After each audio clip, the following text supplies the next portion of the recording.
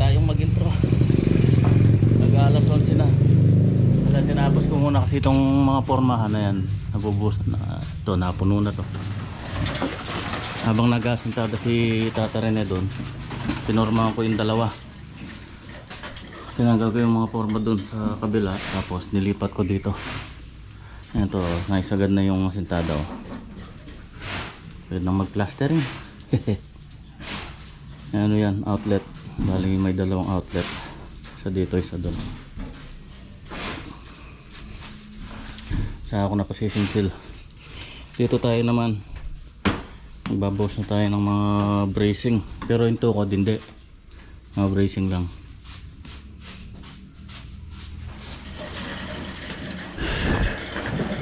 Ano nga yan? Mayuwid.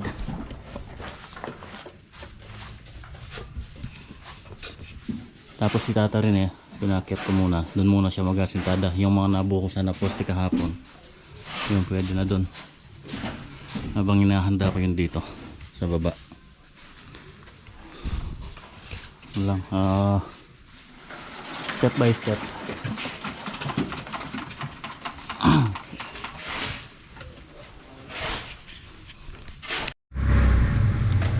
Bibiyay ko muna itong mga ibang kahoy tsaka yung mga pinagbaklasan na forma. Kakain lang namin ngayon. Tapos tuloy tayo dun sa kabilang project, dun sa Fiesta Community. Tingnan muna natin sila.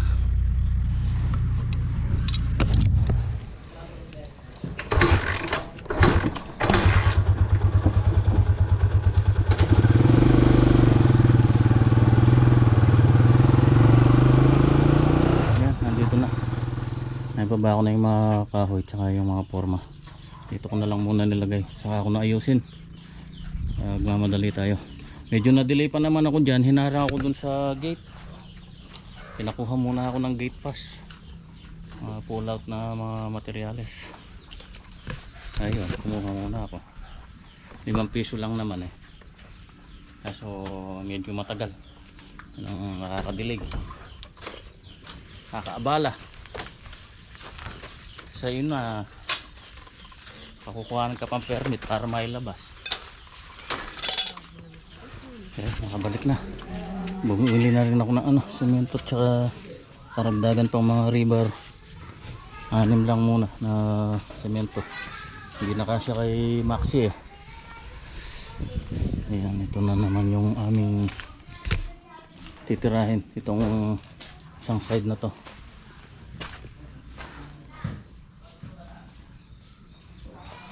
Nahukay na pala nila. Yung taas okay na. Ayun yun na bali yung asintada nito. Uy, yan. Ay. 4 na patong tapos grills na hanggang dito para makakadungaw pa daw sila. Bagay, ang ganda na rin to. Safe sa mga alaga nilang aso, hindi mahuhulog. Sa mga bata, may mga bata. Tapos ito yan, may sukalo tayo dito para hindi pumasok yung tubig at hindi rin lumabas. Ito papatapin ko pa to, yung canopy papatapin ko pa yan para yung tubig dun tumakbo. I-slope natin papunta dun para hindi namama yung tubig. Makyat lang ako, humingal ako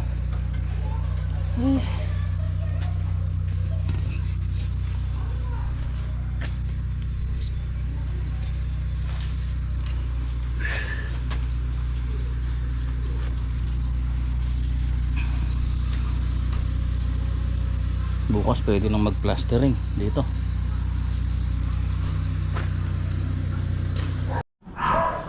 Ayan lumuwag-luwag na dahil nahakot na yung ibang mga pinagpormahan at tsaka ibang mga kahoy. Yan, tinanggal ko na yung mga nakabalagbag na brace dito. Bali ito na lang natitira niyan para may daanan sila dito. Yan, nakapagpundasyon na rin kami dito. Bali 5 patong na yan. So may 2 pa. Bukas tapos to, tsaka yung sa taas. Kaya bukas pagkatanggal ng forma dito, pwede na rin magasintada dyan. Yan, unti-unti nalilinis. Uy, martilyo! Bo! Alam mo ito yung tata rin eh. Okay, tara na.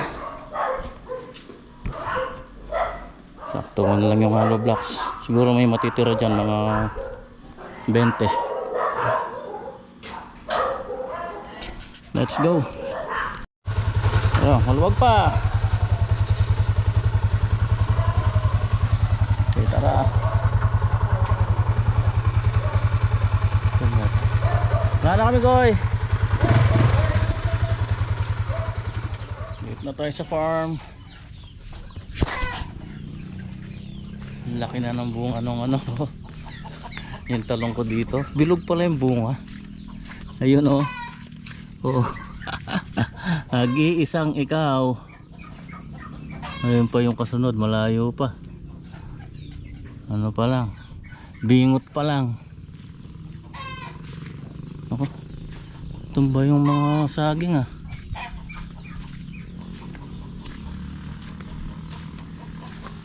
Mambut yung katawan. Bumili na naman akong patuka. Yan, sansa ako na para mas namamahalan tayo kapag patingi-tingi. Ito, 1,850 kilos. Gaabang na sila oh. Haluan mo ng anuhan, yung mais, kinakain nila yung mais. Para matuto silang ano.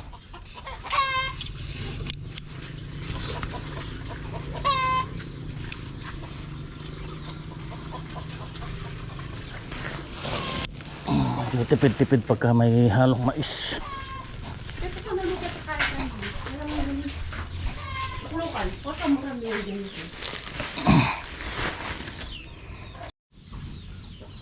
Daming sisiw. Nakakalitong bilang. 2, 4, 5, 6, 7, 8, 9, 10, 11, 12, 13, 14, 15. Sisiw lang, sisiw. 15, 16, 17, 18, 19. Ayan, dami nila oh. 19. Yung mga nakakulong 22. Ba't kaya wani may meto ngayon nihan? Ah. Yan, ang lalaki na rin ng mga nandito oh. Yung kasama ng mga pabo. Yan oh. Yung ah, nakababa na rin yung iba dito. Ganda ng katawan, tataba. O, kakain na kayo, kakain na.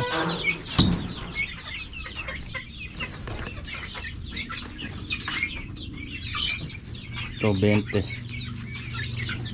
21 na lang pala, kasama yung isa dun. Namatay yung isa eh.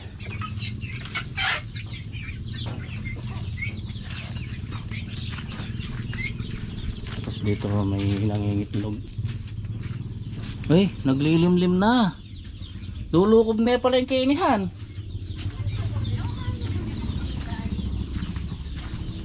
Naglilimlim na. 4 na naman yung naglilimlim. Yan o. Oh, sarap naman. Ang dami. Alwa pa rin. Sila pa rin alwa. Oh, yung iba nandun pa sa likod. Ang sarap magpatuka, pakain. Ang dami nila.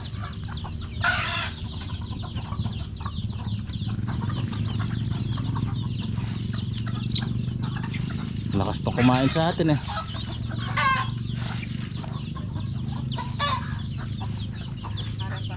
Yung mga bibe. Ah, yan pa yung mga iba oh. Ilan yung sisiw niyan?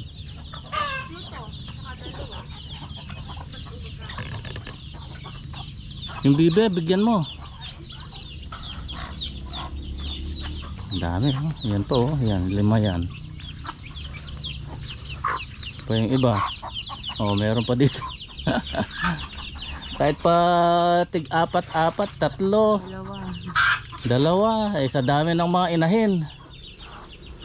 Dumami rin talaga sila eh. Ang dami pa nating nilutong mga itlog. Yan, naglilimlim na naman yung tatlong yan. Yung isa pa doon, bali apat yung naglilimlim.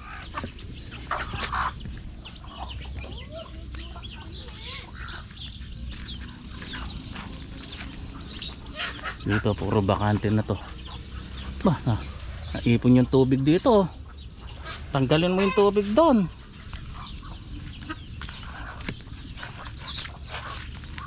Ganda ring nakabawi ng mga bibe oh. Dapat yung booster binibigay mo dito. Booster.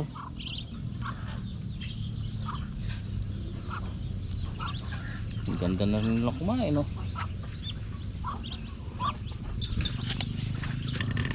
Basta sa ano, pampasko yan.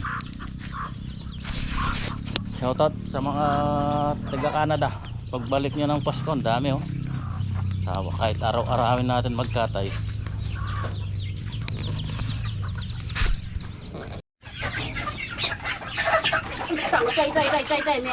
Kunan mo kasing tipangan nanda.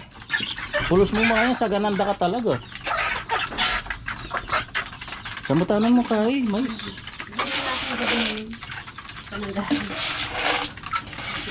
Marunong na rin silang kumain ng mais.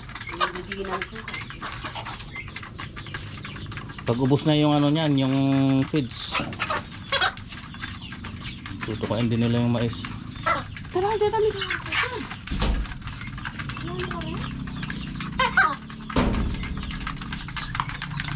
Ano? Ang gaganda ng katawan nyo. Diba?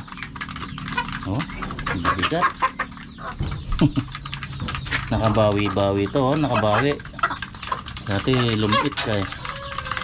Ayun, parang bola oh, bilog na bilog. Ito, laki.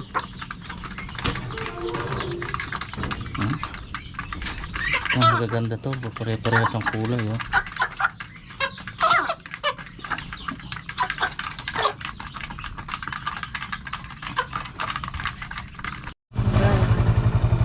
Stable na ni Kuya ito. Tatamnan namin ng ano, kamote na naman. Sayang yung lupa eh, para may hinihintay tayo na anihin. Ano naman ngayon yung Bureau, mahina yung ano, mahina yung Taiwan. Bureau tayo natin dyan. Yung sa kanila oh, ayun, nakahanda na oh. Isang pasada na lang ng ano yan, ng stable. Pwede ng tamnan. Taba pa naman yan, nilagyan nila ng ipot yan eh. Sabog silang ipot yan, 200 sako.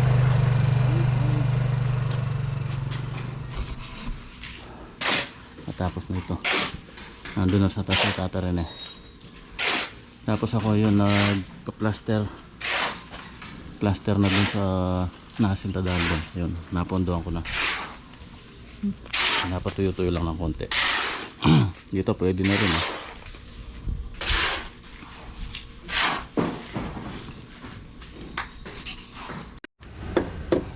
Yan, binubuli ko na lang.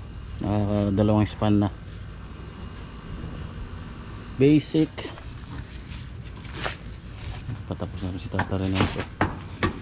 Magpa-plaster na rin siya sa baba katapos.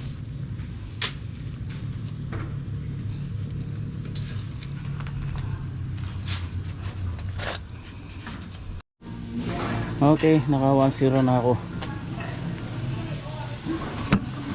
Hindi na nagkakaroon ng hairline oh. Yeah. Tata rin na natin pumapahid na sa baba.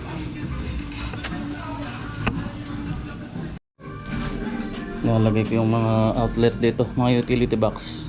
Yan, nakaisa na ako. Yun yung isa. Kaso pambihira, naka-jackpot ako. Daming mga nakabaon na ano dito, landmine.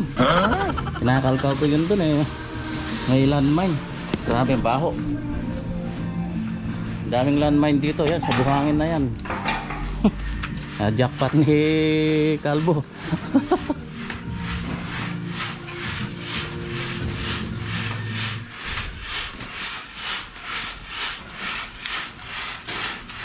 pahira ng mga low blocks dahil basta hindi ka na magdidilig.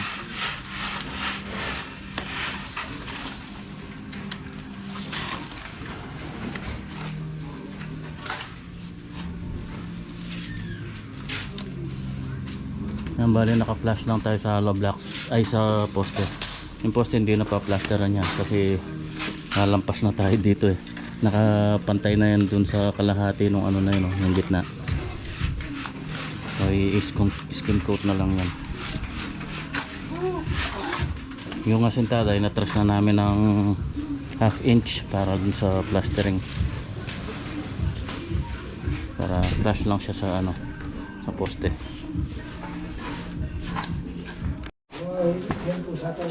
Check muna natin yung ano nito, yung kung tumutubo dun sa ano, doon sa circuit breaker sa panel. Loob ko po.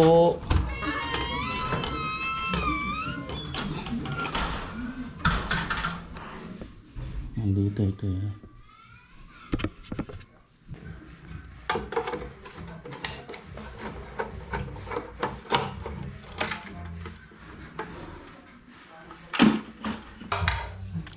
Ano na kaya may lahi dito?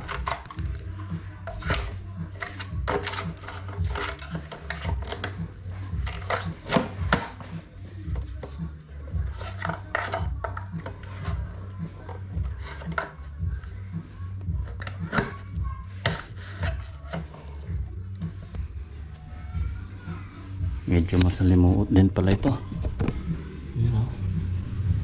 Palagay ko nagpalit na sila ng ano rito, circuit breaker.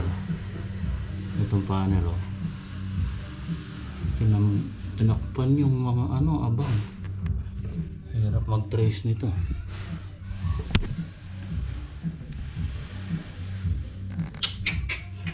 Ay, grabe naman.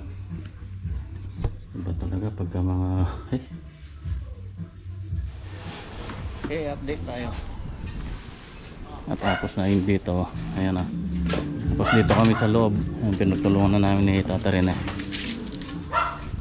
Buli na lang. Tapos ko na yung sa akin. Takantuin ko na yung ano niya. Pinakapasama no.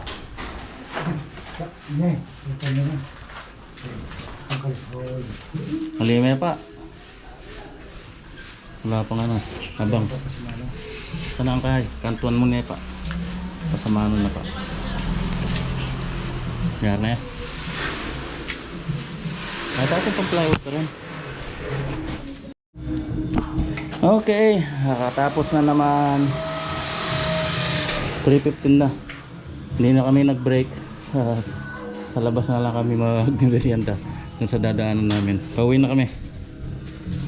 Tinapos lang namin ito, yung dalawang span na to. Yan, ang rapat likod, finish na yan. Pwede nang i-skim coat. Yan, dito na sa bahay. Dito naman tayo sa ating another project. Bali, gagawa ulit ako ng closet. Yan, yung maalala yung sinabi ko, yung ilalim ng loft bed. Lalagyan natin ng closet na maliit. Yung hanggang doon lang sa ilalim nun. Tapos may mga kasama pang ano yon, yung kitchen cabinet, hangin. Pero konti lang. Baka dalawang module lang yon. Gawin ko straight lang siya, diretso lang. Tapos muna tayo ng plywood. Kulang na pala itong aking mga stock dito. Dalawa na lang. Pero ang gagawin natin ngayon, sliding siya. Kasi hindi siya obrang swing. Makakasikip siya dun sa kasi meron pa yung study table. So sliding na lang ang ating gagawin.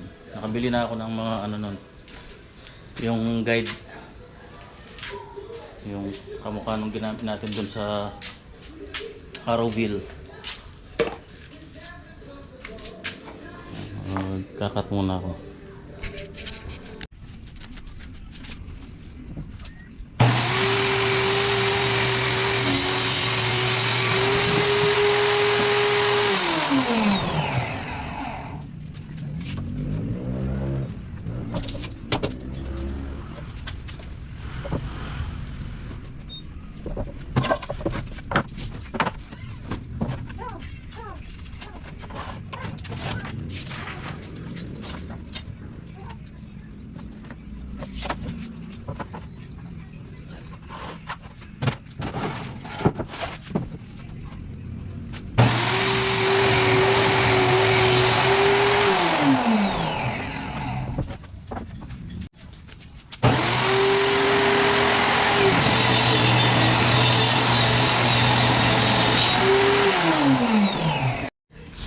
Okay, na-prepare ko na yung mga pinaka-frame niya.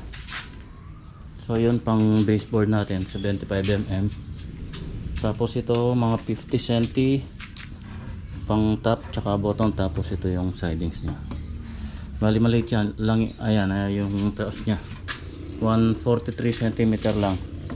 Tapos 90 yung lapad, 50 yung kapal niya. So marami pang kakaltasin dito.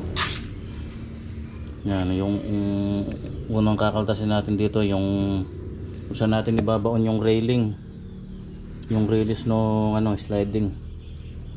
Tapos magka-cut din tayo dito para dun sa backboard sa likod. Yan, kita mana muna. May prepare yung mga kakatingin. Bali yung mga natitira niyan, yung na lang, yung partition at saka yung mga shelves. Tapos pinto na lang, malit lang naman to eh.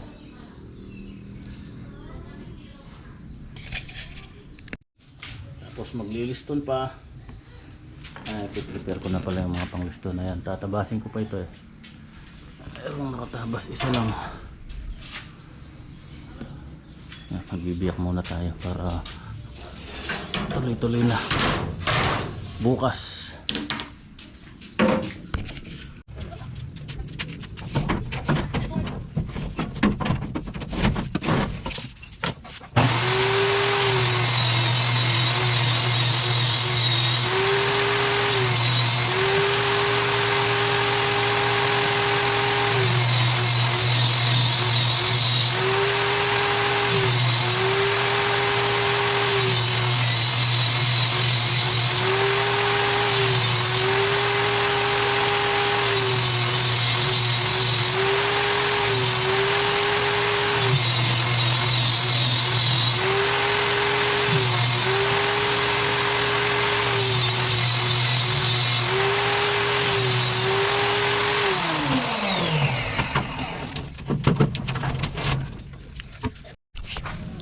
Okay, hanggang sa susunod. Paalam.